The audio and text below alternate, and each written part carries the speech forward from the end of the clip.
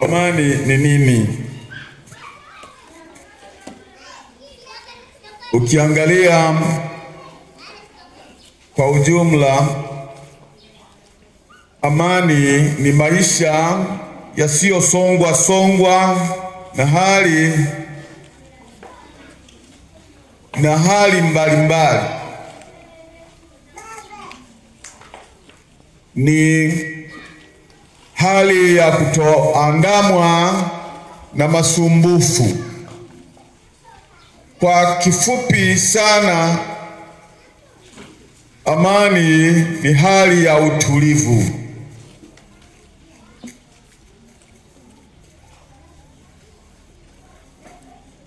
Mtu anayeishi katika dunia hii, kuna hali mbalimbali ambazo huwa zinamtokea. Anakutana na hali ya amani na furaha na utulivu, anapata raha,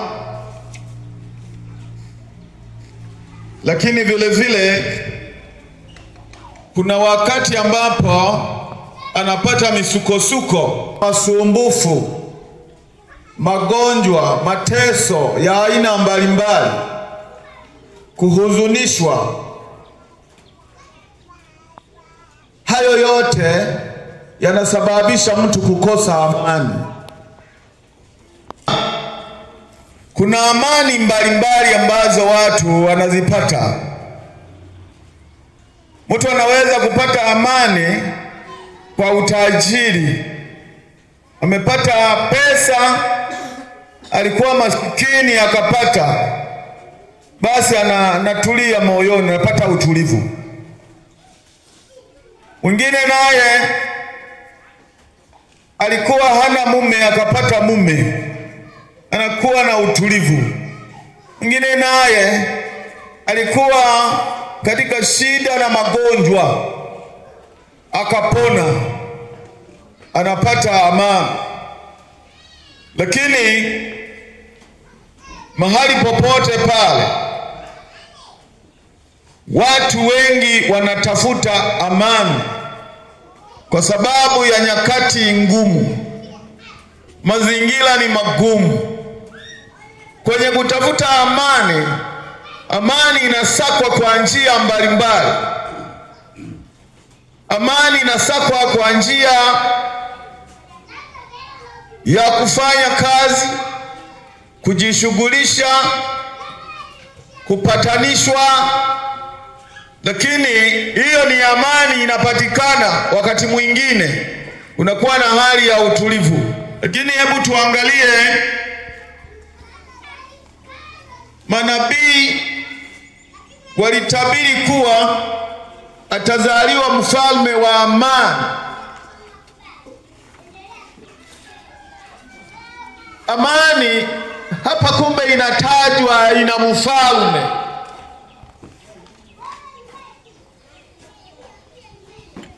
Pamoja na kwamba wapo wanaoweza kutusaidia kuleta amani, lakini kumbe amani ina mfalme. Soma katika kitabu cha Isaya sura ile ya 9 mstari wa 6 hadi wa 7. Maana kwa ajili yetu mtoto amezaliwa, tumepewa mtoto mwanamume, na uwezo wa kifalme utakuwa begani mwake. Ndio. Naye ataitwa jina lake Mshauri wa Ajabu, ndio, Mungu mwenye nguvu, Baba wa milele, Mfalme wa amani. Maongeo ya enzi yake na amani yatakuwa na mwisho kamwe. Katika kiti cha enzi cha Daudi na ufalme wake, kudhibitisha na kutengemeza kwa hukumu na kwa haki, tangu sasa na hata milele. Wivu wa Bwana wa majeshi ndio utakaotenda hayo. Bwana atukuzwe sana. Amen. Bwana atukuzwe sana. Amen. Kwenye sura hii ya 9 mstari ule wa 6. Neno la Mungu linatuambia, maana kwa ajili yetu mtoto amezaliwa, pepewa mtoto mwanamume, na uweza wa kifalme utakuwa begani mwake, naye ataitwa jina lake Mshauri wa Ajabu, Mungu mwenye nguvu, Baba wa milele, Mfalme wa amani. Bwana asifiwe sana. Amen. Huyu Isaya katika unabii wake aliona miaka 700 iliyo mbele yake, 700 na kitu iliyo mbele yake. Akalieleza neno lake kama tayari amekwisha kuzaliwa. Amezaliwa kwa ajili ya Wayahudi. Amezaliwa kwa ajili ya sisi tuliopo hapa. Huyo anayetajwa hapa anadaiwa ya kwamba ni yule ambaye tumepewa.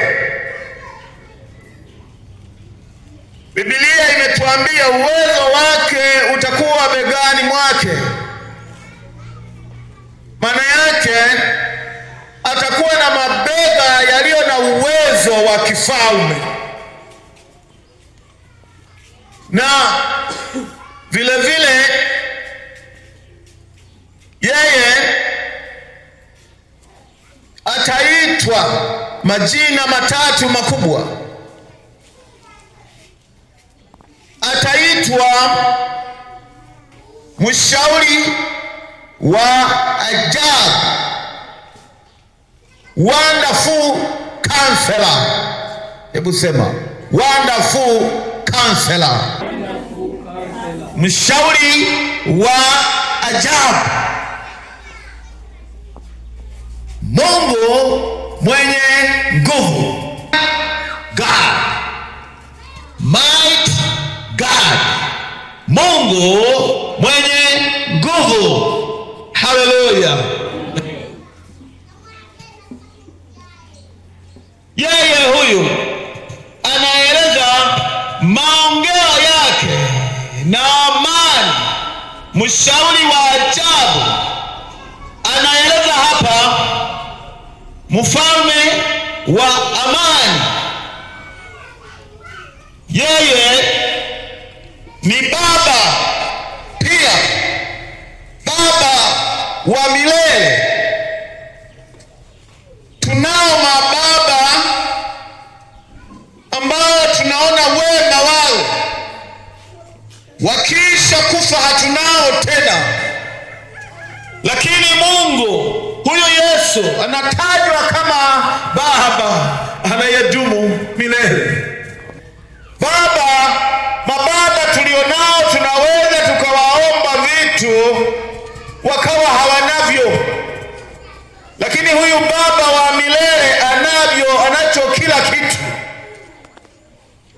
Yeye anaitwa baba wa kudumu, na Biblia inasema ya kwamba ni mfalme wa amani.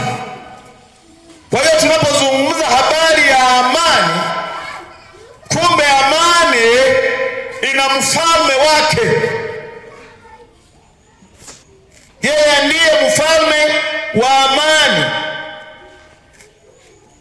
Manabii walitabiri kuwa atazaliwa mfalme wa amani, ambaye ndiye huyu Yesu Kristo.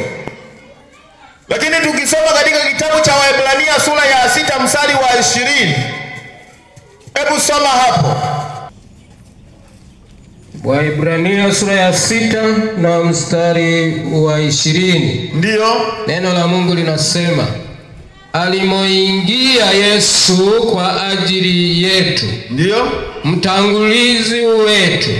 Amekuwa kuhani mkuu hata milele kwa mfano wa Melkizedeki. Ndio Yesu amekuwa ni mfano wa Melkizedeki.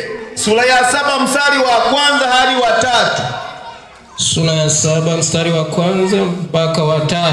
Ndio. Maana Melkizedeki huyo mfalme wa Salemu, ndio kuhani wa Mungu aliye juu, aliyekutana na Ibrahimu alipokuwa akirudi katika kuwapiga hao wafalme, akambariki. Mstari wa 2, ambaye Ibrahimu alimgawia sehemu ya 10 ya vitu vyote. Tafsiri ya jina lake kwanza ni mfalme wa haki. Ndio. Tena mfalme wa Salemu. Ndio. Maana yake mfalme wa amani. Hata baba hana mama. Ndio, hana baba wala hana mama. Wa amani. Tarudia. Hana baba, hana mama, hana wazazi. Ndio. Hana mwanzo wa siku zake wala mwisho wa uhai wake. Kabla ya kuzaliwa kwake Yesu, alikutana na Melkizedeki aliyekuwa mfalme wa Salemu. Biblia inaeleza Ibrahimu alimtambua Melkizedeki. Tunasoma Biblia inasema hivi: kulitokea vita katika maeneo yale, ikatokea kwamba wafalme watano ukisoma sura ile ya 14 mstari mwanzo 14 inaeleza wafalme watano wanapigana na wafalme zingine ambazo ndani ya zile falme ikiwemo Sodoma, na humo katika ile Sodoma na Gomora kulikuweko ndugu yake na Ibrahimu. Tunajua Ibrahimu baada ya kuingia katika nchi ile ya Israeli, kulitokea ugomvi kati ya wachungaji wa Ibrahimu na wachungaji wa mtoto wa ndugu yake Lutu. Baadaye Ibrahimu akasema kwamba watengane. Ibrahimu akamwambia aende sehemu ya Yordani, huko sehemu iliyokuwa na rutuba, na yeye akabaki hapo Betheli. Lakini tunaona Biblia inaeleza wazi ikaja vita. Ilipokuja vita, Lutu akachukuliwa mateka, akapelekwa. Baada ya kupelekwa, Ibrahimu akaamua kuchukua familia yake, watoto wake na wale wote waliokuwa nyumbani kwake na kuwapeleka kwenye vita kwenda kupigana. Akaenda akawashinda wale wafalme watano, halafu akawa amemrudisha yule ndugu yake, akachukua na mateka ya mali kutoka kule. Wakati alipokuwa narudi, akakutana na Melkizedeki. Melkizedeki huyu anadaiwa ya kwamba alikuwa ni mfalme wa Salemu, kuhani wa Mungu.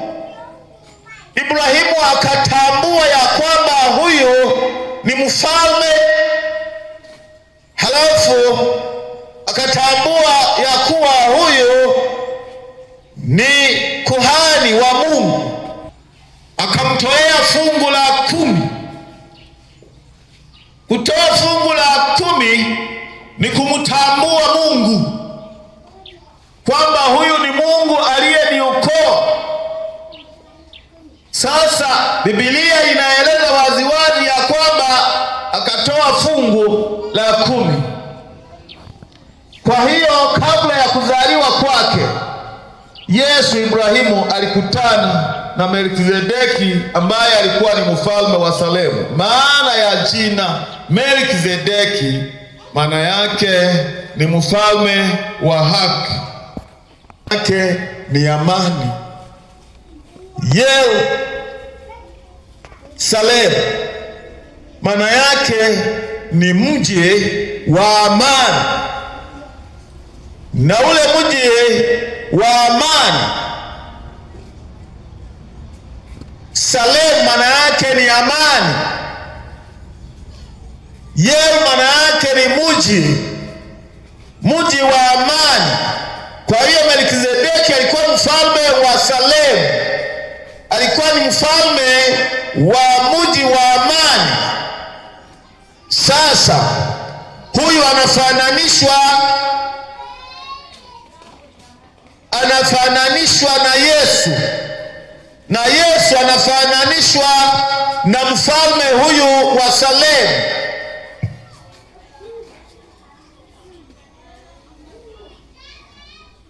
Yesu, ukisoma katika kitabu cha Isaya, wakati wa utawala ule wa miaka 1000, Biblia inamtaja ya kwamba atakuwa ni mfalme wa haki. Mfalme wa haki kwa maana ya kwamba ule ufalme wa miaka 1000 utakuwa ni ufalme ambao utakaotawaliwa na yeye kama mfalme wa haki. Na Yesu akiwa mfalme wa haki, Yerusalemu ile ya miaka 1000, ufalme wa miaka 1000 utakuwa ni ufalme wa amani. Bwana atukuzwe sana. Zekaria naye vile vile katika sura ya 9 mstari wa 9 hadi 10. Nabii Zekaria naye alimuona Yesu ni mfalme wa haki atakayehubiri mataifa yote, bahari, kutoka bahari hadi bahari, kutoka mto hadi mto. Mamlaka yake yatakuwa ya kudumu. Huyu Zekaria naye alimuona huyo Yesu kwamba ni mfalme wa haki au mfalme wa amani. Lakini tena Mtume Paulo katika Waefeso sura ya 2 mstari wa 13 hadi 17, hebu mmoja atusomee hapo. Lakini sasa katika Kristo Yesu, ninyi mliokuwa mbali hapo kwanza mmekuwa karibu kwa damu ya Yesu, yake Kristo. Ndio. 14. Kwa maana yeye ndiye amani yetu. Ndio, amani yetu. Aliyetufanya sisi sote tuliokuwa wawili kuwa mmoja. Sawa. Akakibomoa kiambaza cha kati kilichotutenga, naye akiisha kuondoa ule uadui kwa mwili wake. Ndiyo sheria ya amri zilizo katika maagizo.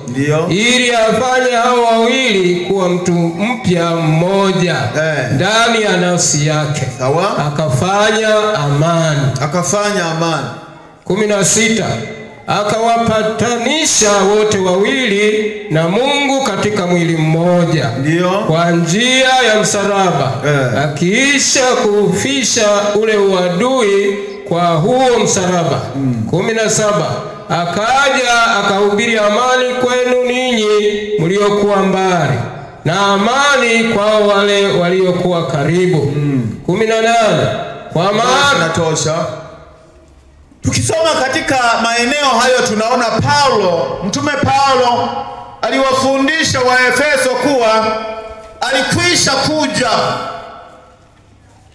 tayari akahubiri amani. Haya aliyetabiriwa zamani tayari amekwisha kuja akahubiri amani. Anasema tayari amekwisha kuja akahubiri amani kwenu ninyi mliokuwa mbali, na amani na wote waliokuwa karibu.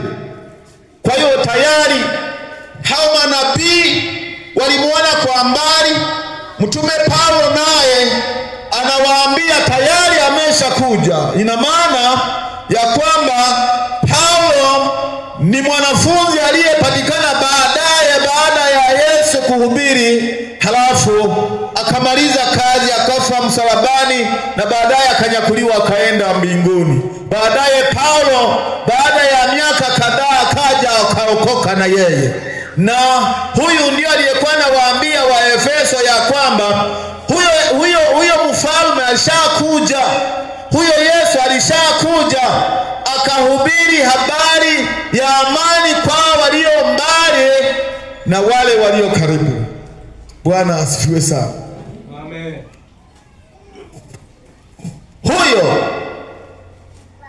Huyo ndiye mfalme wa amani, ambaye kazi yake, mfalme huyu wa amani ambaye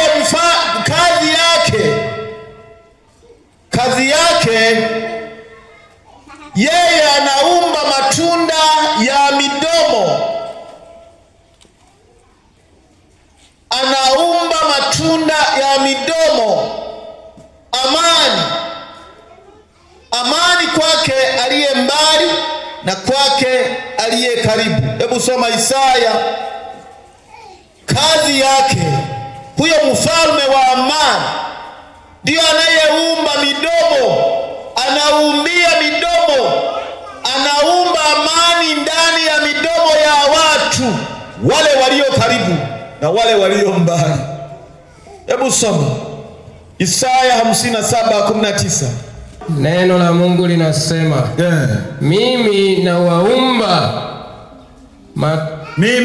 mimi nayaumba matunda ya midomo, amani, amani. Ndio kwake yeye aliye mbali na kwake yeye aliye karibu. Anasema Bwana anayeumba amani ndani ya midomo ya watu ni Yesu Kristo, mwana wa Mungu aliye hai, mfalme wa amani. Ndio anayewaumbia midomo ya amani watu,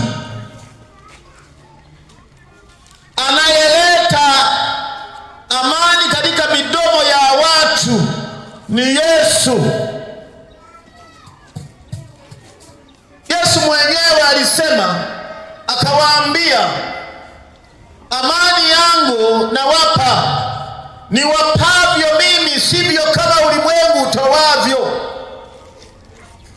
Ukisoma katika kitabu cha Yohana 14:27, Yesu alisema ya kwamba amani yangu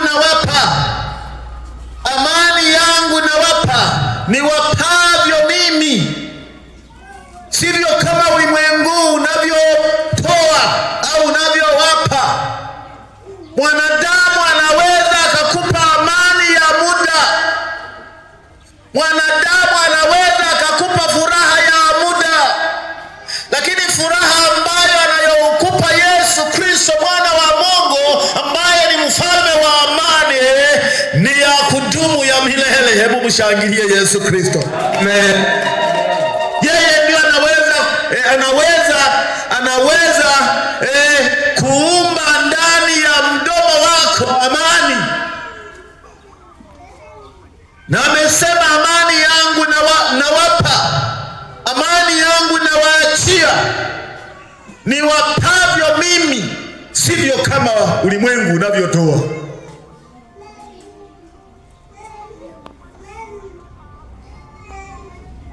Mtu hawezi kumpa mtu amani ya milele, atampa amani ya muda mdogo tu.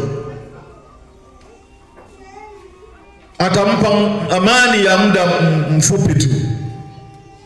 Watu wengi wanatafuta amani.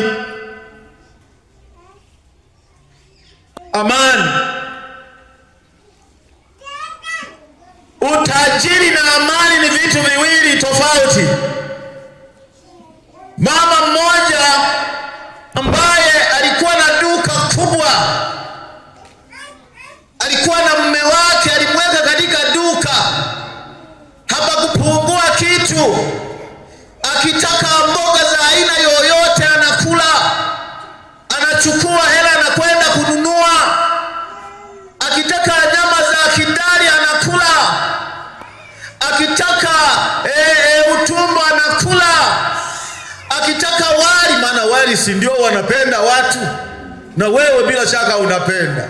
Ukiwepo wali kwenye sikukuu ni raha. Ukiwepo ugali ukawapikia watu maugali, hawawezi kukuelewa kwamba wewe unaleta ugali kwenye sikukuu hii. Lakini wali, basi watu wanasema jamani, nchekana watoto hii. Nasemaje? Si ndio sawa? Sasa huyo mama alikuwa hapungukiwi kitu cha aina yoyote. Lakini siku moja nikamkuta amejiinamia. Ameinama.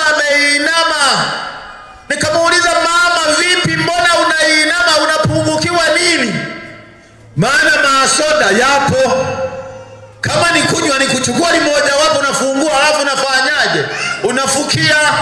Mahela unayo.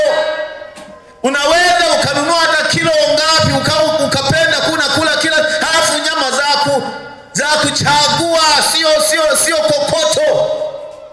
Sio nini? Sio zile nyama za nani za miguu, zinaitwa nini? Makongoro. Unasema nikatie hapo. Unakula nyama unayoipenda. Halafu manguo yamejaa sanduku zima.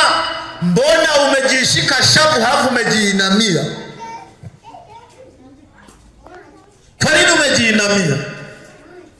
Akasema, mchungaji wewe acha tu. Yaani hapa jinsi ambavyo unavyoniona hapa, amani yangu ni kuwa hapa, lakini jua likizama shida inakuwa kwangu. Maana usiku kucha ni makofi tu. Maana usiku kucha natukanwa tu. Unatukanwa. Ni kweli. Nikamwambia ya kwamba kipo kitu kimoja ambacho umepungukiwa. Nani anayeweza kukufariji zaidi? Anayeweza kukufariji zaidi isipokuwa ni Roho Mtakatifu. Hakuna anayeweza kukufariji zaidi kama sio mfalme wa amani. Huyo anayeleta amani ataleta amani katika moyo wako ikiwa utamgeukia yeye na kuwa Bwana na Mwokozi katika maisha yako. Bwana asifiwe sana.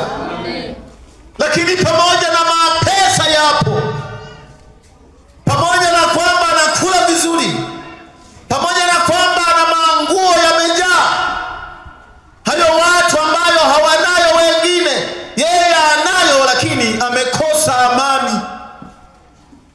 Hana amani moyoni mwake. Anatafuta amani, anakoswa. Afanye nini huyu? Asema ulimwengu hauwezi kutoa amani kwa mtu. Marafiki hawawezi kutoa amani kwa watu. Mara nyingi ni majonzi na matukano na mateso. Mara nyingi ni huzuni kupita kawaida. Lakini mfalme wa amani, haleluya, huyo ndiye anaumba midomo, anaumbia midomo amani. Haleluya. Kwa hiyo sisi tutaipata wapi? Mtu ataipata wapi? Tunahitaji kuitafuta hii amani. Biblia inasema katika kitabu cha Waebrania sura ile ya 12 mstari wa 14, Tafuteni kwa bidii kuwa na amani na watu wote, na huo utakatifu ambao hakuna mtu atakayemuona Mungu asipokuwa nao.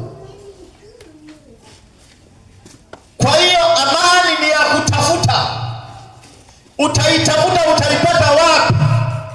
Lazima utaipata kwa mfalme wa amani. Huyo ndio anayewapa amani katika mioyo yao. Amani kwa wale wa namna gani? Amani kwa wale ambao wanabeba mizigo yao usiku kucha mchana kutwa. Ndiye aliyewaambia wale watu ya kwamba njoni kwangu ninyi msumbukao na wenye kulemewa na mizigo, nami nitawapumzisha. Jitieni nira mjifunze kwangu, maana mimi ni mnyenyekevu wa moyo, nanyi mtapata raha nafsini mwenu. Amen. Hakuna raha katika dunia hii. Hakuna raha katika maisha ya kawaida. Hakuna raha katika utajiri huu tulionao wa duniani hapa. Lakini raha na amani inapatikana kwa Yesu, kwa sababu yeye ndio anapumzisha mizigo. Amen. Mtu ana mzigo, anasafiri. Kipindi cha nyuma watu walisafiri na mizigo. Mtu mwingine akawa amebeba mzigo wake, wakati yuko kwenye gari anasafiri, ameweka mzigo wake bado begani, mzigo mzito sana.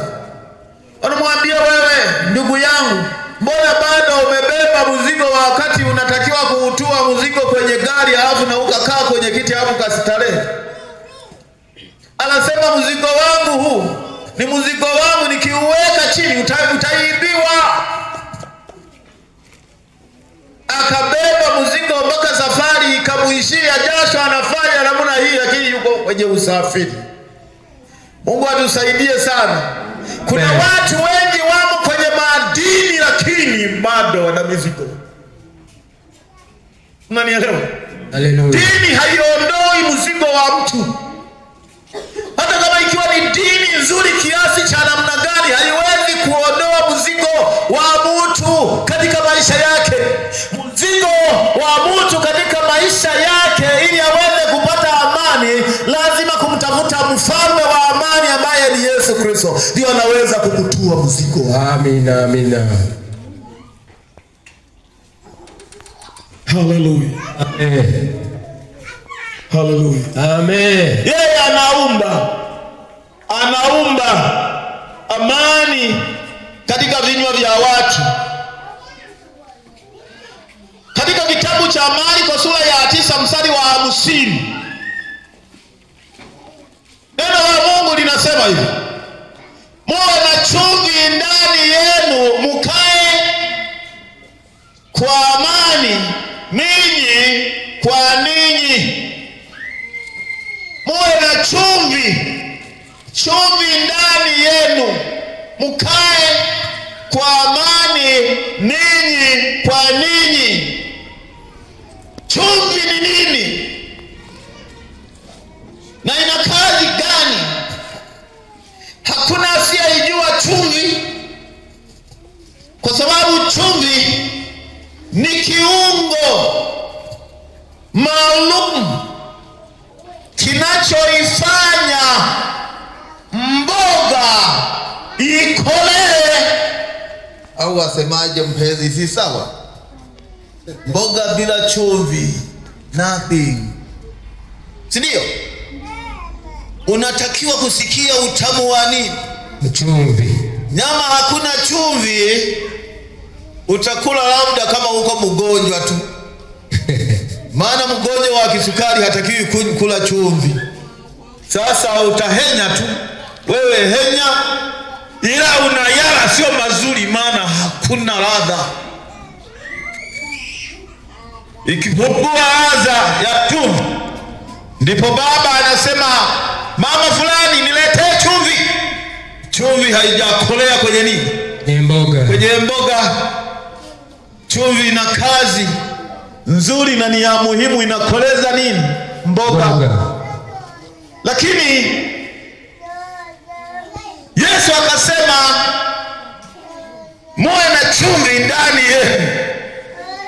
Chumvi ndani ya maisha ya ndani yetu ni maneno yenye kuleta ladha, maneno yanayomweka mtu kwenye amani, ni maneno yanayoleta ladha, yanawavutia watu. Biblia inasema katika Wakolosai, enendeni. Haleluya. Hebu tusome hapo. Enendeni kwa hekima mbele ya watu, maneno yenu yawe yenye maana, yakikolea munyu, mjue jinsi mtakavyojibu. Nataka nieleze hivi, maneno yanayoweza kumweka mtu kwenye amani ni maneno yenye chumvi, ni maneno yenye ladha njema.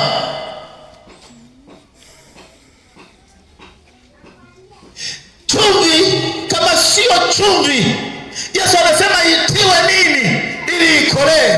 Haifai kabisa, si ndio? Ila kutupwa na kukanyagwa. Amen. Mtu ambaye bado hajabadilika katika maisha yake kwa njia ya ulimi wake, kwa njia ya maneno yenye maana, maneno yenye hekima, huyo hafai, isipokuwa ni kupata shida tu.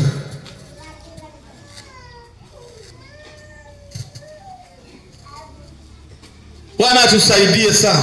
Amen. Maneno yenu yawe yenye maana, yakikolea munyu, mjue jinsi mtakavyowajibu watu. Maneno yenye maana.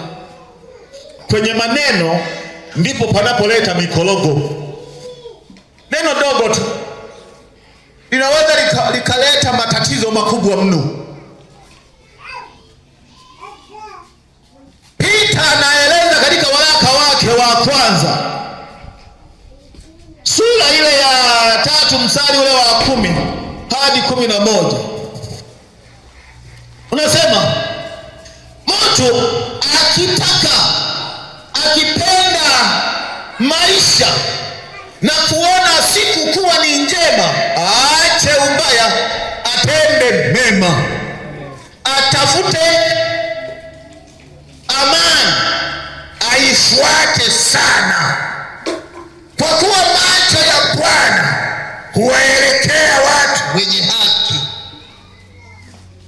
Hebu soma ile Wakolosai, kama umeandika uandike.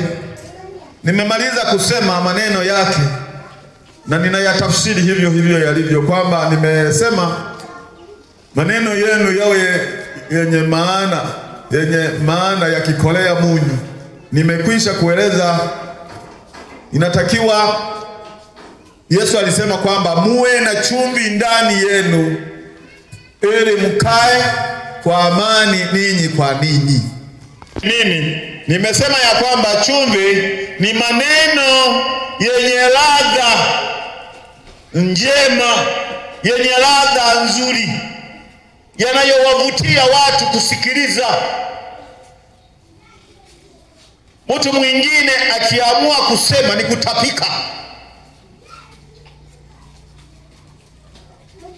Maneno yake yeye ni kuuliza tu. Kwa kuniambia hivi, umeonaje sasa? Umeonaje? Anatakiwa umjibu, lakini huna umeonaje? Kwa kuniambia hivyo, una maana ya namna gani? Unatakiwa utoe majibu yenye neema, yakikolea munyu, yaliyo na ladha nzuri.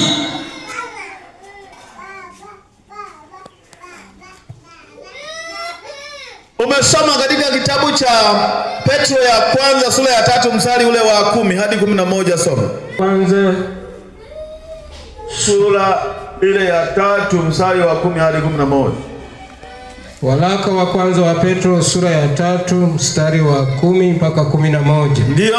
Kwa maana atakaye kupenda maisha na kuona siku njema, auzuie ulimi wake usinene mabaya, na midomo yake isiseme hila. Ndio. Na aache mabaya, atende mema, atafute amani, aifuate sana. Nimesema amani ni hakutafuta eti.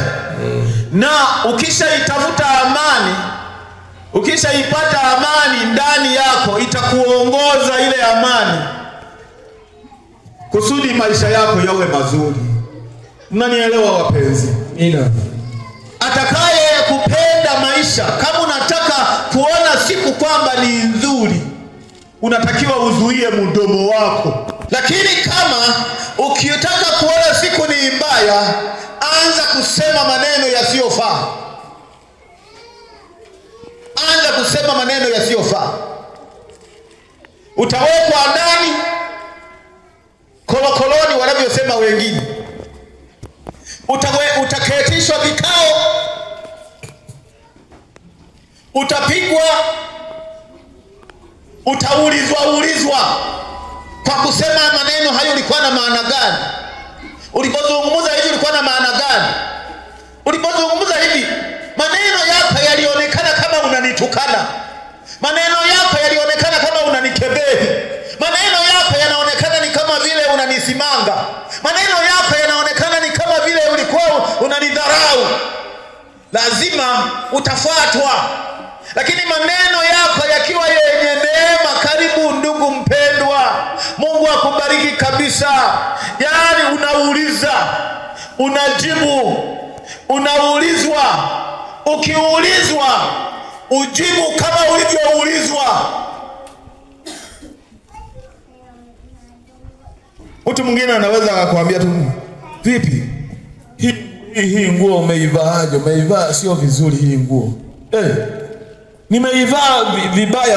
Ni mbaya eti umeona nimevaa vibaya sasa. Umeona nimevaa vibaya. Wewe ndio umevaa vizuri. Wewe ndio umevaa vizuri. Basi sasa kama nimevaa vibaya mimi sasa, wala sio wewe. Nilikuwa nakusaidia. Kweli ukiangalia labda liukosi liko hivi. Sasa namwambia ndugu umevaa vibaya. Anasema nimevaa vibaya. Wewe ndio umevaa vizuri sasa. Mimi nimeamua kuvaa hivi wakati alikuwa hajaamua kuvaa namna hiyo. Watu wanapigwa makofi kwa kauli tu aliyosema. Kofi.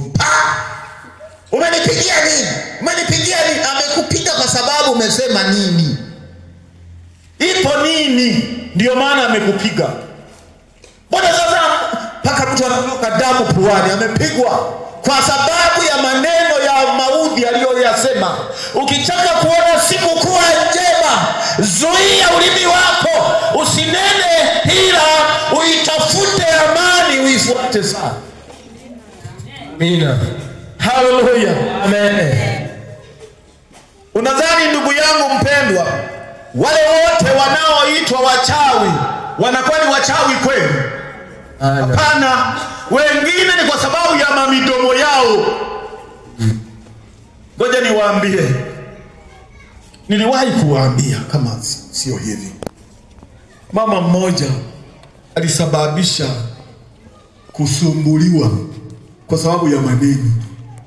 Ni kweli mbuzi wa jirani alikuwa ameingia kwenye shamba lake, akala mahindi yake. Yule mama akatoka kaziswaga zile mbuzi kuelekea kwa huyo mtu aliye yule ambaye zimeharibu. Alikuwa anaitwa jina lake Kinyata. Akamwambia hivi, wewe Kinyata, hizo mbuzi zako zimeingia kwenye shamba langu. Nikunyatule.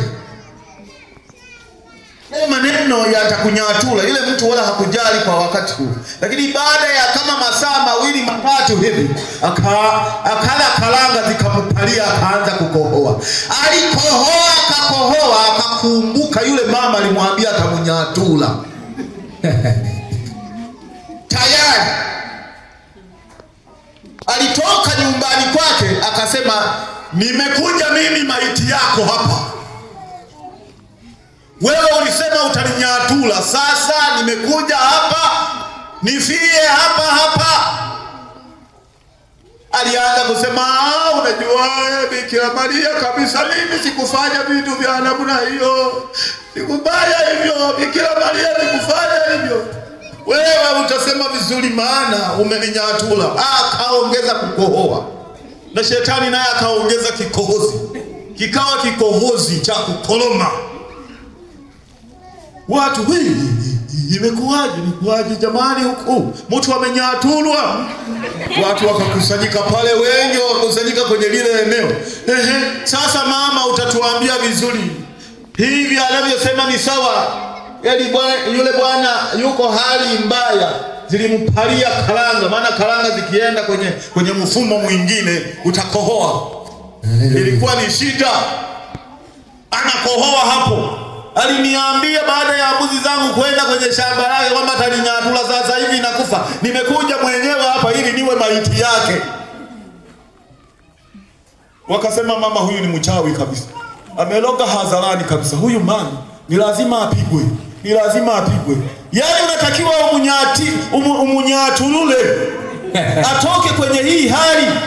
Alianza kumana, wengine wanasema wanatumia njia hii. Anavunja vidole hivi eti anusurike.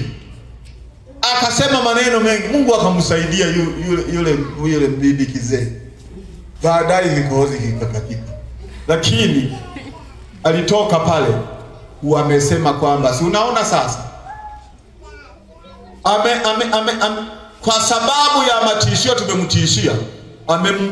Amemtengenezea dawa. Si unaona sasa? Mama huyu ni mchawi. Ni mchawi. Maneno ndio huwa yanaloka. Haleluya. Wengine sio wachawi, isipokuwa ni maneno yao yanaloka.